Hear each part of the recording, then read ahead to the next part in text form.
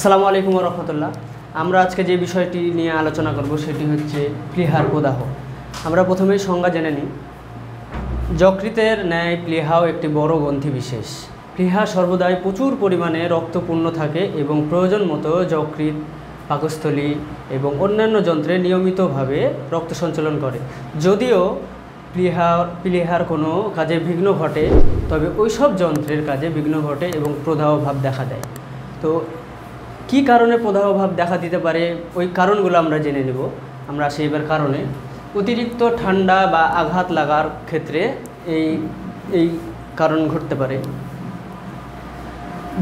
দ্বিতীয়ত আসছে অতিরিক্ত পরিশ্রম যদি করে থাকে কোনো রোগী, বা সেই ক্ষেত্রে প্রদাহ দেখা দিতে পারে বা প্লীহার প্রদাহ বিশেষ হতে পারে।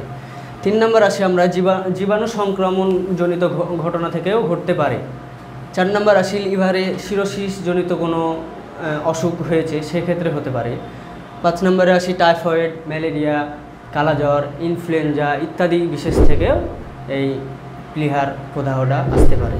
আমরা এবার লক্ষণ জেনে নেব যে কি কি লক্ষণ যদি হয় সেক্ষেত্রে এই রোগে সমস্যা দেখা দিতে পারে। কুচকিতে কোষে ধরার ন্যায় বেদনা বা কোষ্ঠকাঠিন্য, চর্মরোগ এগুলা থেকে লক্ষণ আসতে পারে প্লীহার প্রদাহ। দ্বিতীয়ত অতিরিক্ত ঔষধ সেবন, কুইনাইনের ইত্যাদির অপব্যবহারের ক্ষেত্রেও এই লক্ষণ দেখা দিতে পারে। তৃতীয়ত প্লীহা দেশে খুব ব্যথা, প্রচণ্ড কাশি এগুলা ক্ষেত্রেও প্লীহার প্রদাহ দেখা দিতে পারে। 4 নম্বরে আসি প্রচণ্ড জ্বর, রক্তহীনতা, শোথ লক্ষণ ইত্যাদি থেকেও হতে পারে। 5 নম্বরে আসি অত্যন্ত কোষ্ঠকাঠিন্য, রক্তহীনতা ভাব বা মুখমণ্ডল ফ্যাকাশে বা দেখা যাচ্ছে রক্তশূন্যতা ইত্যাদির ক্ষেত্রেও হতে পারে। হ্যাঁ, আমরা এবার চিকিৎসা নিয়ে কথা বলবো যে কি ধরনের ওষুধ খেলে অনেকটা প্লীহা প্রদাহ ভালো হতে পারে। সেক্ষেত্রে কি কি ওষুধ প্লীহার বিষয়ে বেশি কার্যকরী করে থাকে সেই ওষুধগুলো একটু আমরা জেনে নিই।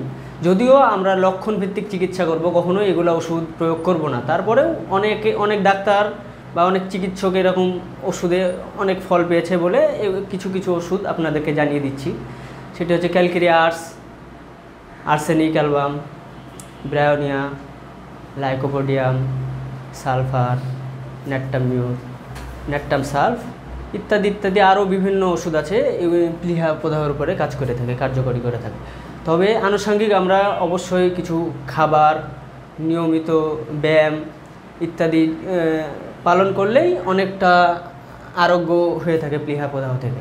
তো আমরা পথ্য বা আনুষঙ্গিক কিছু ব্যবস্থা জেনে নিই, যেগুলোতে আমরা নিজেরা রোগীদের তো কিছু প্রয়োজন থাকে যেগুলো নিজে থেকেও কিছু করা উচিত। তো সেগুলো একটু জেনে নিই। যেমন প্লীহা খুব বড় হলে পেটের বাম দিকে সম্প্রসারিত হয়ে বা পাকস্থলীতে চাপ সৃষ্টি করলে বুঝতে হবে প্লীহার প্রদাহ। সেক্ষেত্রে আমরা কি কি খাবার খেতে পারি সেই খাবারগুলোর বিষয়ে জেনে নিই। যেমন পেঁপের রস ঘন ঘন সেবন করতে হবে রুগীকে। ডুমুর, তারপর কাঁচা পেঁপের তরকারি, এগুলো যদি রুগীকে দেওয়া হয় অনেক রুগীর পাকস্থলী বা প্লীহার খুব কার্যকরী হয়ে থাকে বা হজমের প্রতি খুব ভালো কাজ করে থাকে।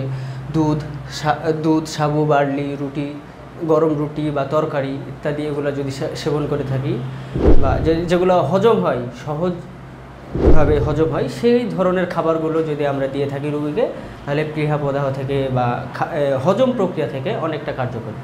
তো ধন্যবাদ, আজকে এই পর্যন্ত। আসসালামু আলাইকুম।